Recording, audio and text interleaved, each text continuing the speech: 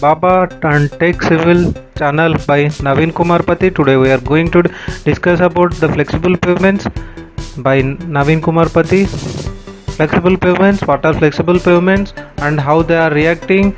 I've shown you in the last videos, and today I will show the pavement composition of the flexible pavement, and I've shown the differences between the flexible pavement and rigid pavement, as well as the composite pavement and its structures and the materials and the design mixes of the concrete pavement, of the design mix of the concrete.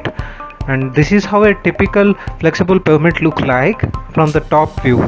And in deep, if you go, what are the layers present, like what are the materials involved, will go and in deep. Okay,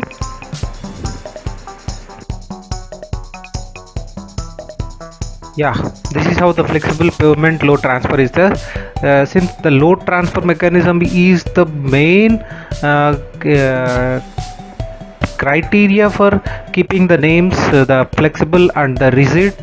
Flexible pavement, the load transfer is carrying through different type of layers. I've shown you that also, that there are 5 layers in flexible pavement. The transfer, since the load transfer is going through the 5 layers, the top of the layer, the load will be like if it is around 150 psi, then the load will be transferred to the subgrade and it will be like 3 psi. This is how the load transfer will be going through the different layers by grain contact mechanism.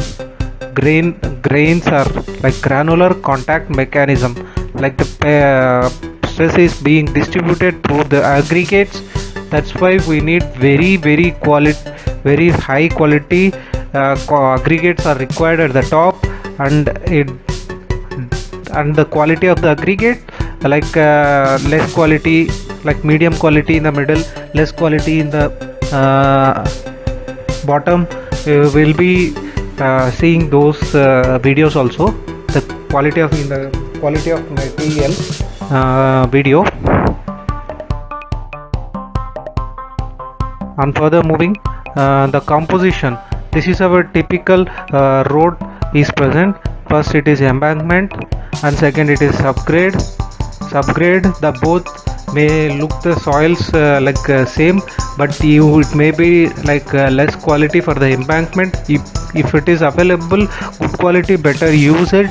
If it is not available, then you may use normal soil also, because as per the new design IRC 37 2018 version, the CPR of the embankment is also needed, minimum of 8%, because they are taking relative CBR. If the relative CBR is less, then the pavement on the pavement composition top layers will be thickness will be more, then it may not be economical for the road. So to decrease the quality, cost of the road, so we have to use good soils in for the both embankment and the subgrade. And it is a sub base, and next it will come base course. I have shown you base course, the original photos of the site in this version. And the base course we use more thickness, that's why I have shown much thickness. And next it will come binder course, and binder course, it is also a bitumen. Like in binder course, the aggregate size, nominal aggregate size is 5 or 10 mm more than that of the surface course. And I have shown clearly that there is like 1:2 slope up to base course. After base course, it is 1:1 slope.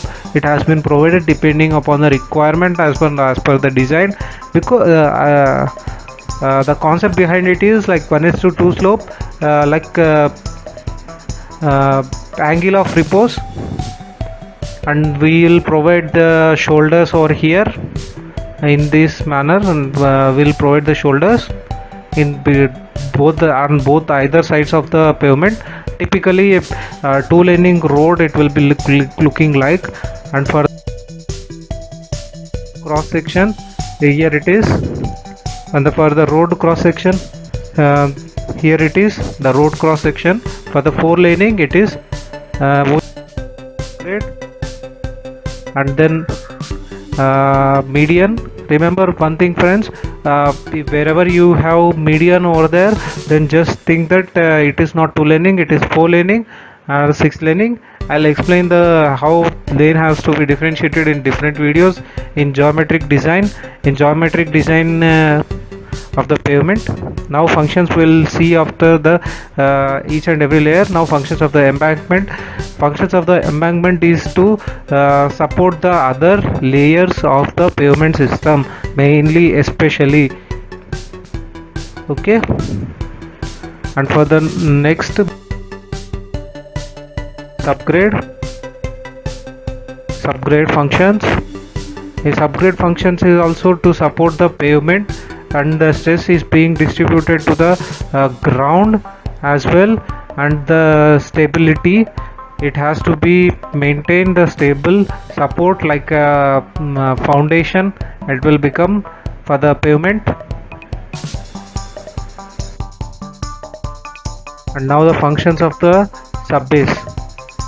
Subbase will come in the next video. The stress distribution to the subgrade, it is happening how it is. See the load, and the load is, for example, 150 psi. If it provide on the top, the 3 psi is being transferred. So that's why the flexible pavement says that in flexible pavement the load is being transferred through large area. So we have to consider that this is very stress distribution, it is very good, and moreover the granular contact load distribution is happening. And further we'll see the functions of the subbase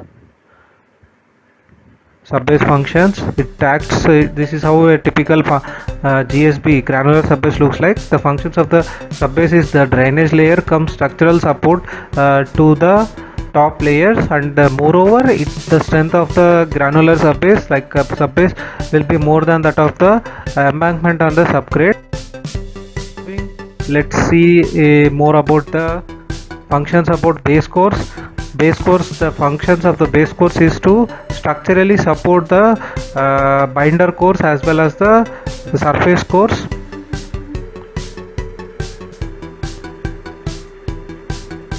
To transfer the load from the base course binder course, and as well as the stresses which are being developed due to the freezing and thawing. Also the base course is being taken, load is being taken from the surface courses binder course. Now binder course is typically like a dense bituminous macadam.